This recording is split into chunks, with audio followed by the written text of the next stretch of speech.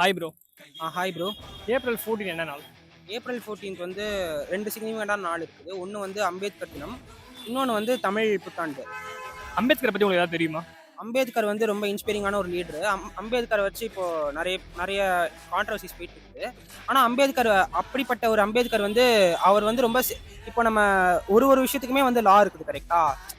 India இப்போ வந்து பாகிஸ்தானும், இந்தியாவும் ஒரே நேரத்துல தான் சுதந்திரம் வாங்குச்சு. ஆனா இப்போ பாகிஸ்தான் வந்து ஆல்மோஸ்ட் கொலாப்ஸ் ஆயிடுச்சு. இந்தியா கொலாப்ஸ் ஆகல. ஏன்னா அதோட ஃபவுண்டேஷன் வந்து அவ்வளோ சூப்பரா வந்து அம்பேத்கர் போட்டு போயிருந்தாரு. இப்போ தமிழ்நாட்டுல பார்த்தீங்கன்னா, நெறைய அம்பேத்கர் சிலை வந்து கூண்டு வச்சு மூடி இருப்பாங்க. மூடி பூட்டி இருப்பாங்க. ஏன் அத அப்படி பண்றாங்க?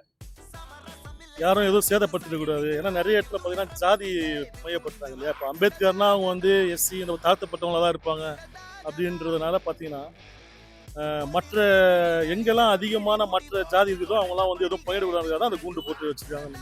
மக்களுக்கு வந்து அந்த அந்த அளவுக்கு இங்கே கேஸ்ட் வந்து இருக்கு இல்லைன்னுலாம் சொல்ல முடியாது.